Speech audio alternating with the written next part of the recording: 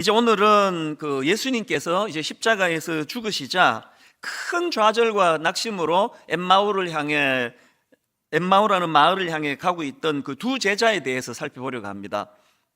제가 오늘 이 본문을 묵상을 한두 주 하면서 혼자서 은혜를 참 많이 받았는데요. 그 과정에서 딱 떠오르는 노래가 두 가지가 있었습니다. 그 중에 하나는 요즘에 그 젊은 사람들이 요즘은 아닌 것 같고 예전에 제가 그 버스를 타고 가던 때였던가 우연히 들었는데 굉장히 이게 노랫말이 재밌는 겁니다. 그 썸이라는 제목의 노래인데요. 가사가 이렇습니다. 내 거인 듯 내 거 아닌 내 거 같은 너. 이게 뭔 소리인지를 모르겠습니다.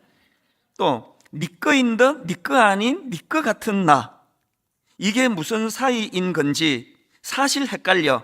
연인인 듯 연인 아닌 연인 같은 너.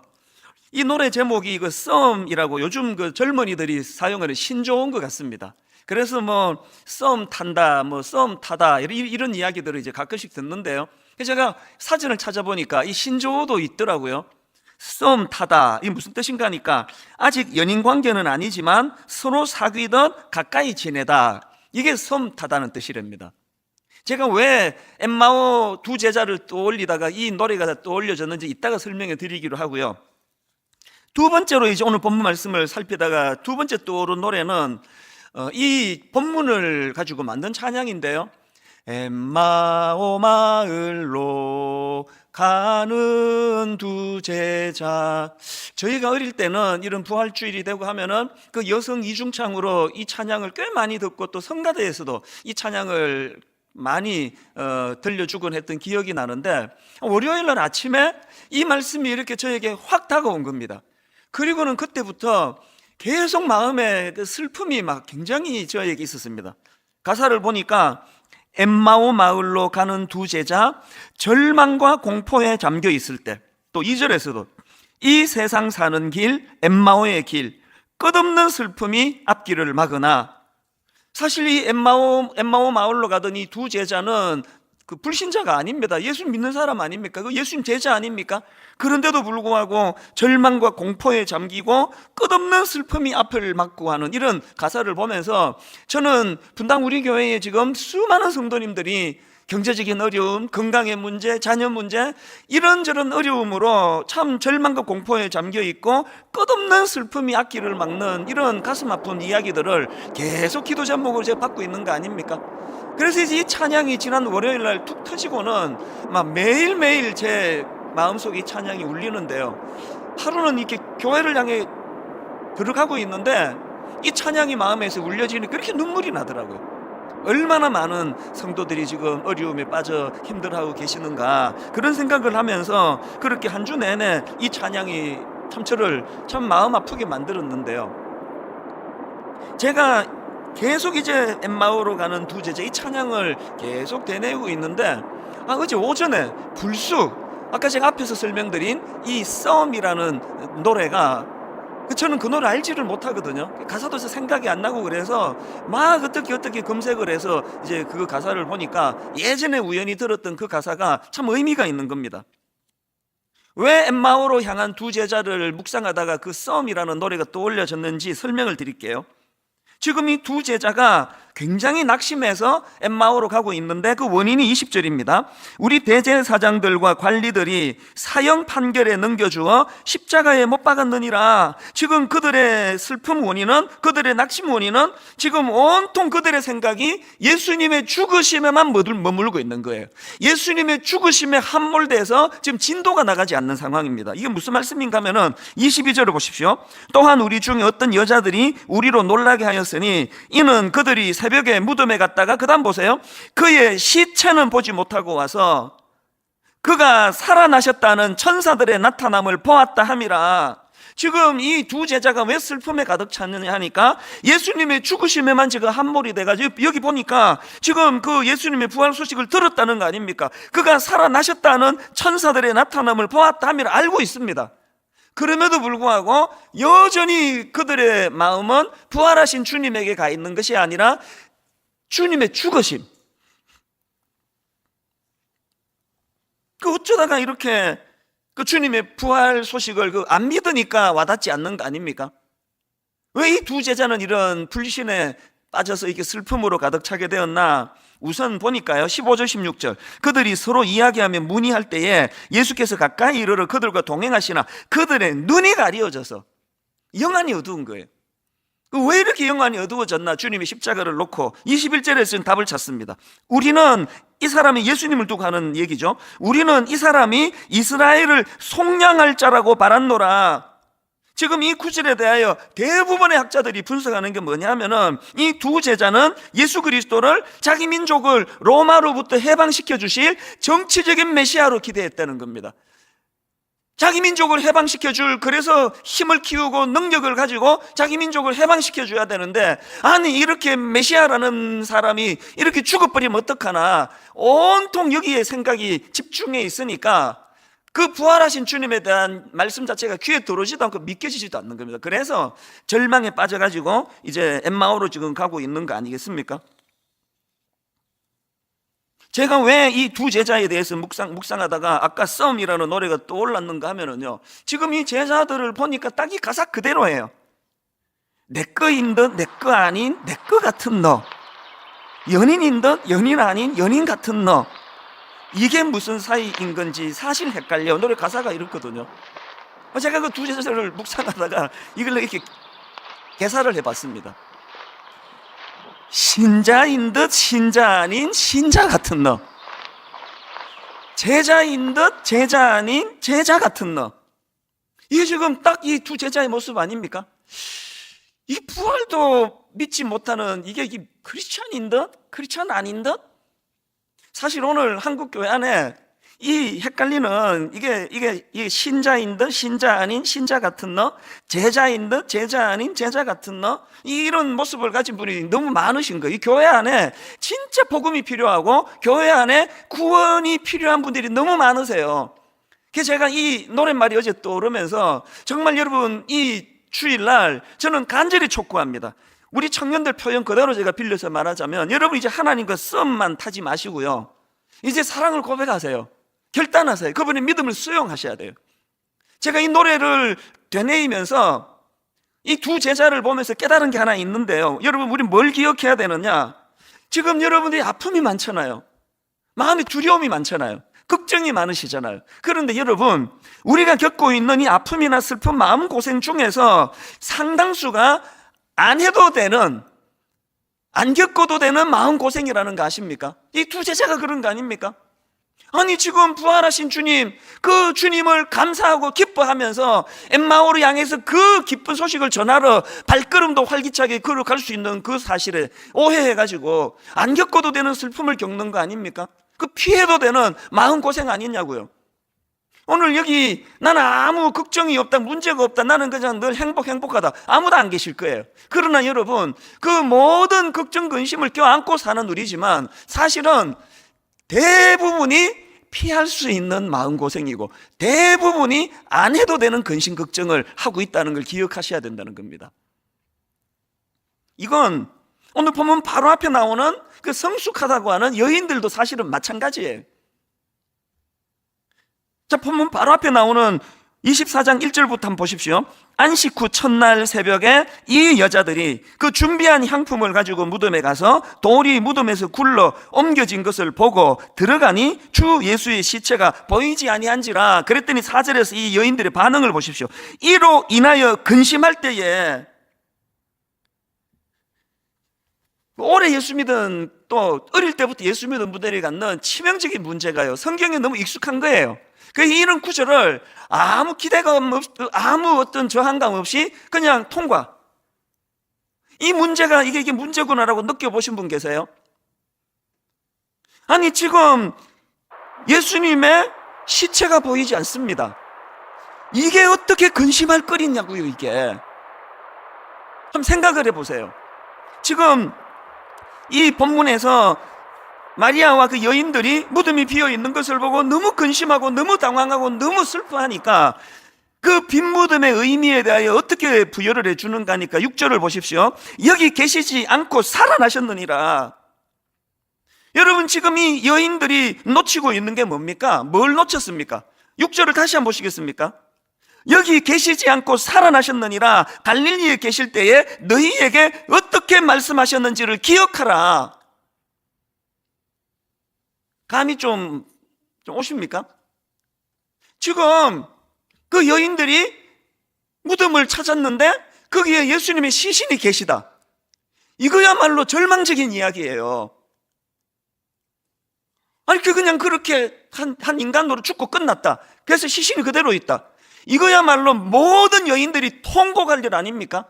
그리고 여기에 그 천사들이 주는 메시지에 보니까 갈릴리에 계실 때 너희에게 어떻게 말했는지 기억 좀 해라. 그러면서 7절 이르시기를 인자가 죄인의 손에 넘겨져 십자가에 못 박히고 제3일에 다시 살아나야 하리라 하셨느니라. 주님이 이런 말씀을 주셨는데 거기에 시신이 그대로 있다. 그러면 이거는 속은 것밖에 더 되느냐고요. 그러니까 지금 이 마리아와 그 성숙한 여인들이 빈 무덤을 보고 할렐루야를 외쳐야 되는 거 아닙니까? 말씀이 그대로 구현됐다고 기뻐해야 되는 거 아니냐고요. 그런데 근심하는 겁니다. 왜 근심했을까요? 결정적인 순간에 말씀이 기억이 나지 않은 겁니다. 이걸 지적하는 거야. 6절 다시 보십시오. 여기 계시지 않고 살아나셨느니라 갈릴리에 계실 때에 너희에게 어떻게 말씀하셨는지를 뭐 하라고요? 기억 좀 하라. 기억 좀. 우리들에게 치명적인 문제가 뭡니까? 세상의 이 코로나 이 와중에도 위험을 무릅쓰고 이렇게 그냥 모든 지금 공간마다 허락하는 인원들이 다 차도록 예배를 드리고 은혜를 받고 눈물을 흘리는데 문제가 뭡니까? 그 놀라운 믿음이 결정적으로 그 믿음이 필요할 때는 까먹어버리는 거예요. 이게 굉장히 이게 심각한 문제예요.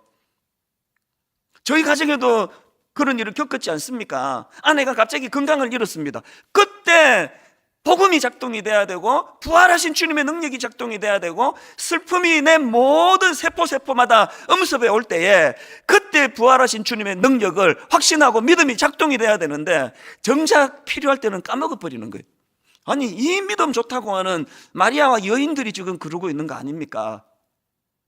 그래서 너희에게 어떻게 말씀하셨는지를 기억하라. 그 말씀 앞에 8절 보니까 그 여인들이 이렇게 나와 있습니다. 그들이 예수의 말씀을 기억하고. 여러분이 여인들의 슬픔을 거두어 가시게 된 거는 어떤 초자연적인 역사, 막 신비로운 어떤 초자연적인 기적을 봤기 때문이 아니라 말씀이 기억났기 때문이에요.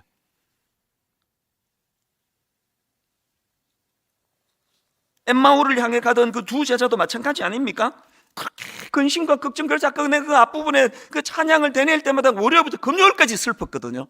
이 두 슬픔 가득한, 낙심 가득한 두 제자가 그 슬픔을 거두어 가게 된 결정적인 계기가 뭡니까? 주님이 그들을 찾아주셨는데요. 25절을 보십시오.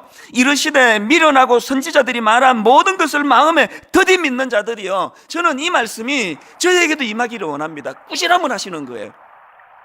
제가 담임 목사가 되고 위기를 느끼는 게 뭐냐? 저를 꾸짖는 사람이 없어졌습니다.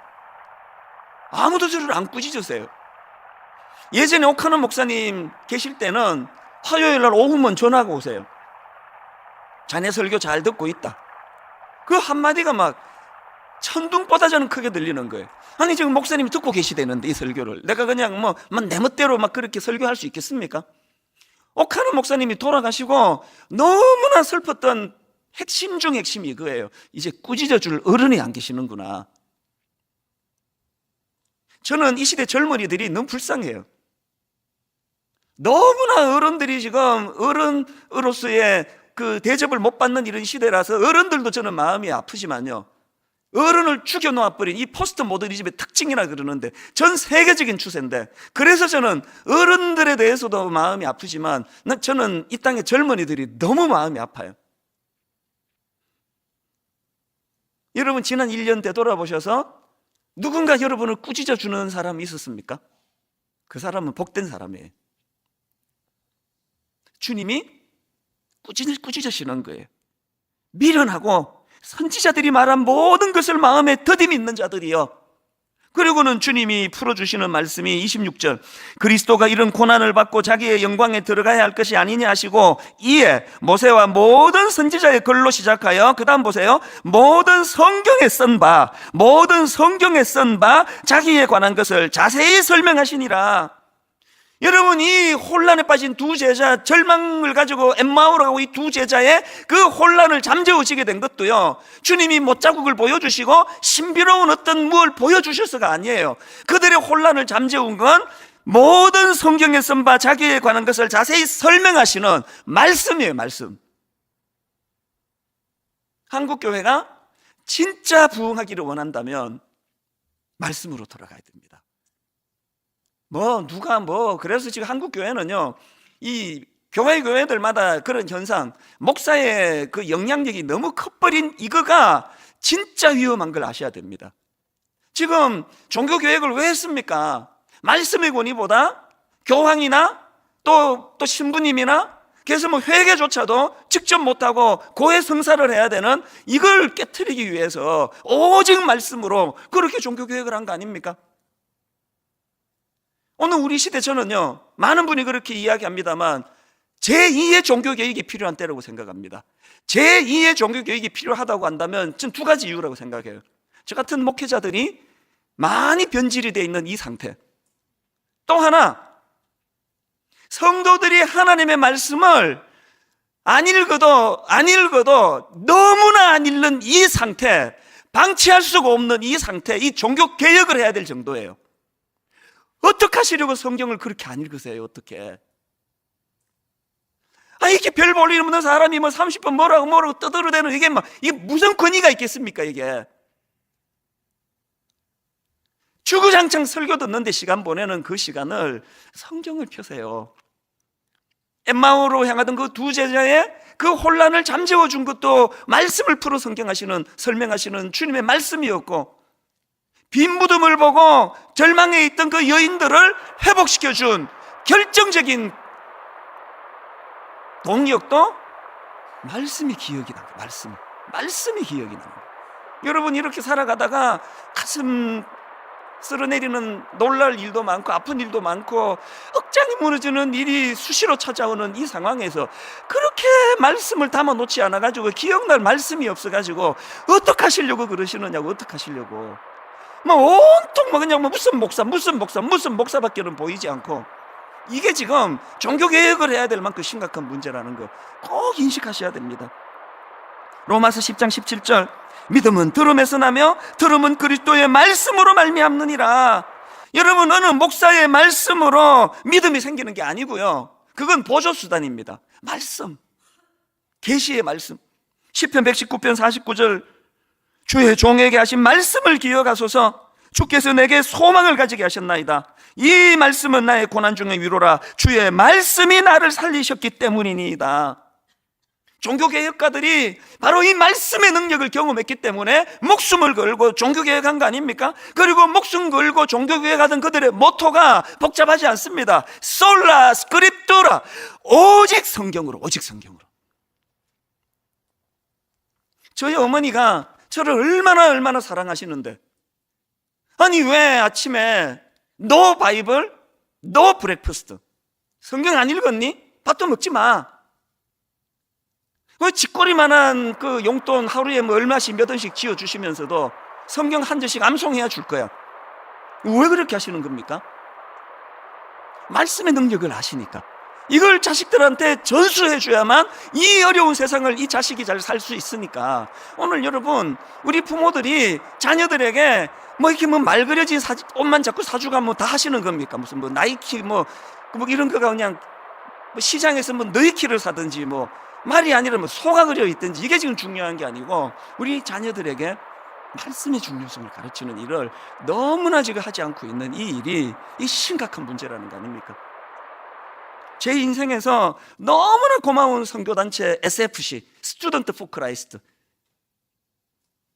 내 생애에 학생 신앙운동, 고맙게도 중등부 예배부터 고등부 예배부터 매 예배 때마다 SFC 강령을 외우게 하는데, 그 중에서 생활 원리, 잊혀지지 않는 이 선포가 이겁니다. 우리의 생활 원리는 다음과 같다. 우리의 생활 원리는 다음과 같다. 하나님 중심, 성경 중심, 교회 중심. 어릴 때부터 이렇게 가르쳐주신 이 선교단체에 시간이 갈수록 제 마음이 너무너무 감사한 겁니다. 히브리서 4장 12절, 하나님의 말씀은 살아있고 활력이 있어. 하나님의 말씀은 살아있고 활력이 있어. 예전에 어릴 때 우리가 사용하던 개역 성경으로 하나님의 말씀은 살아있고 운동력이 있어. 여러분 이거 아십니까? 하나님의 말씀은 살아있는 능력의 말씀이에요. 이 하나님의 말씀은 운동력이 있어서 저를 어떤 상황에서도 지치지 않게 만드시는 능력이 있다는 거예요. 제가 왜 새벽에 일어난 얘기를 계속 해드리는지 아십니까? 어제 절망에 빠져있던 제가, 어제 번아웃이 돼가, 어제 제가 일어날 용기가 나지 않는 제가 이런 새벽에 하나님 앞에 말씀을 대면할 때 그 말씀이, 그 새벽에 만나는 말씀이 살아 운동력이 있는 말씀이라 지치지 않게 만들고, 지쳤는데 금방금방 회복되게 만들고, 금방금방 의욕이 살아나고, 일만 성도 파송운동, 가평 우리마을, 드림센터 사회화는, 그리고 이 수많은 성도님들 목회, 이게 뭐 하나라도 제대로 할 수 없을 만큼 무겁디 무거운 이 모든 것들을 감당할 수 있게 만드는 거, 매 새벽에 가장 신선할 때 만나는 살아계신 하나님의 말씀, 이 말씀이 아무것도 없는 저를 향하여 이 하나님의 말씀은 살아있고 운동력이 있다는 거, 이걸 우리 자녀들에게 좀 가르쳐 줘야 되는 거 아닙니까? 부모들이 먼저 뭐 이 말씀의 능력을 잘 실감을 못하고 하시니까 어떤 가정에 그 믿음이 되게 좋은 여집사님이 계셨나 봅니다.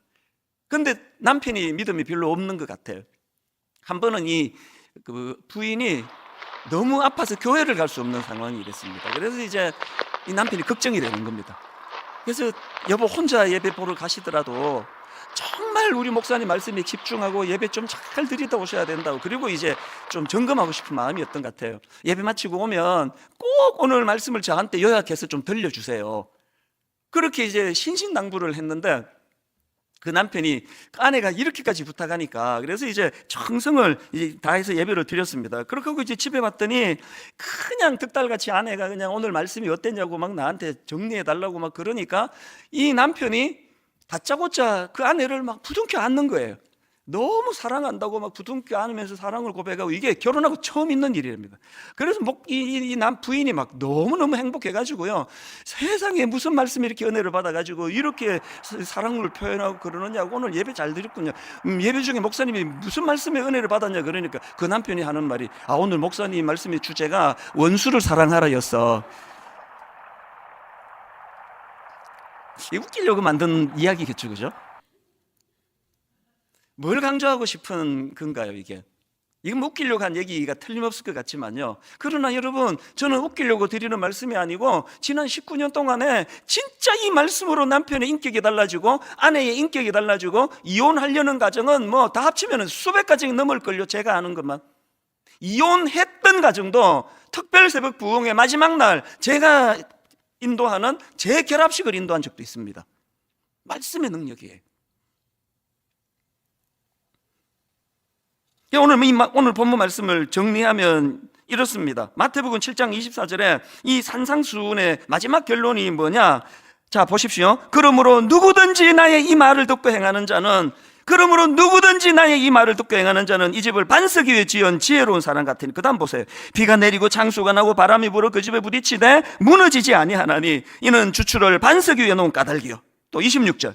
나의 이 말을 듣고 행하지 아니하는 자는 그 집을 모래 위에 지은 어리석은 사람 같으리니 비가 내리고 창수가 나고 바람이 불어 그 집에 부딪히매 무너져 그 무너짐이 심하니라. 인생의 중심을 잘 잡고 안정적으로 가는 그 모습과 맨날 흔들흔들거리며 불안해 떠는 그 중심은요, 말씀이 들려지느냐 그렇지 않느냐, 들려진 말씀에 내가 순종하며 나가느냐 그렇지 않느냐. 지금 엠마오를 향해 가는 이 두 제자는 지금 말씀이 지금 들려지지 않는 상태 아니냐고요. 그래서 오늘 이 본문 말씀을 정리하자면, 그렇게 해서 혼란에 빠진 그 두 제자를 주님이 만나주시고 그들에게 말씀으로 깨우쳐 주시니까요, 그 두 제자가 말씀으로 세 가지 변화가 일어나는 겁니다. 첫째 뭐냐? 제일 먼저 마음의 변화가 일어났습니다. 32절 그들이 서로 말하되 길에서 우리에게 말씀하시고 우리에게 성경을 풀어주실 때에 우리 속에서 마음이 뜨겁지 아니하더냐. 지난 19년 동안 매 예배 현장에마다 마음이 뜨거워지신 분, 눈물을 삼키신 분, 화장실에 가서 너무나 많은 얼굴이 눈물로 얼룩져 있어서 막 여성분들 그거 고치느라고 막 줄을 서 있다고 그런 이야기를 여러 차례 제가 들었거든요. 마음이 움직여진 거예요. 마음이 변하고 온 겁니다. 여러분, 매 예배 때마다 성령님이 이 굳어진 저와 여러분의 마음을 늘 변화시켜 주시는 역사가 일어나기를 바랍니다. 두 번째 변화, 방향의 전환이 일어났습니다. 33절입니다. 곧 그때로 일어나 예루살렘에 돌아가 보니, 세 번역으로 보니까 그들이 곧 바로 일어나서, 이게 지금요 밤이거든요. 밤. 이게 지금 밤입니다. 29절 그들이 강건하여 이르되 우리와 함께 유하사이다. 때가 저물어 가고 날이 이미 기울었나이다 하니, 자기들이 예수님 보고요, 이 어두워졌으니까 주무시고 가라고 했던 사람이에요. 그런데 말씀이 자기들을 뜨겁게 변화를 시키니까 바로 유턴, 엠마오로 가던 그 길 더 이상 갈 이유가 없다. 그리고 바로 그때 되돌아가서 다시 예루살렘으로 갔다는 거예요. 방향의 전환. 여러분, 이런 상상을 한번 해보세요. 그날 이 두 제자가 막 엄청 은혜 받고 막 가슴이 터질 것 같고 막 너무너무 뜨거워지고 막 말로 다 할 수 없는 은혜를 그날 많이 받고요, 자고 아침에 일어나가지고 계속 엠마오로 갔다. 이 코미디 아닙니까? 이 코미디가 매 예배 때마다 일어나는 거 아십니까? 은혜 받고 화장실 가서 눈물 콧물 훔치고 화장 고치고 가슴이 터질 것 같은 은혜 받았다고 그 설교 꼭 동영상 가서 들어보라고 다 막 전하고 다 하고, 자기는 그냥 늘 절망에 낙심에 엠마오로 계속 가고 계시는 거예요. 이거 혹시 여러분의 모습 아닙니까? 저는 요즘에요, 토니 와그너라는 교육 전문가의 한 말을 메모해 놓고 묵상을 하고 있습니다. 이런 말을 했습니다. 세상은 당신이 무엇을 알고 있는지 관심이 없다. 오로지 당신이 아는 것으로 뭘 할 수 있는지가 중요하다. 그날 내가 은혜를 요만큼 받았는지 막 가슴 터질 듯이 받았는지 중요하지 않아요. 중요한 건 그래서 잘못 가던 그 길로부터 돌아서는 게 중요하잖아요. 그런가 하면 마지막 세 번째로 이 말씀으로 인한 변화 하나 더 있는데요, 해야 할 일이 생겼다는 거예요. 35절 두 사람도 길에서 된 일과 예수께서 떡을 떼심으로 자기에게 알려지신 것을 말하더라. 해야 할 일이 있었습니다. 왜? 이렇게 절망하던 나에게 부활하신 주님이 오셔서 말씀으로 풀어 우리를 뜨겁게 만들어 변화시켜 주셨다.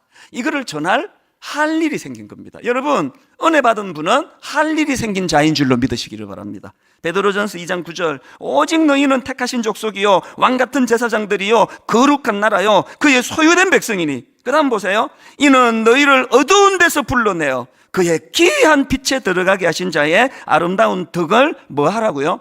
선전하게, 선포하게 하려 하심이라. 제가 지난 월요일 날 엠마오 마을로, 이 찬양이 금요일까지 저를 슬프게 했다고 말씀을 드렸잖아요. 그런데 어제 토요일이에요. 이 찬양이 더 이상 슬프지 않고 너무 감격과 너무 기쁨으로 바뀌는 이런 너무나 놀라운 걸 어제 경험했거든요. 왜 이렇게 됐나? 제 가사의 중심이 틀렸더라고요.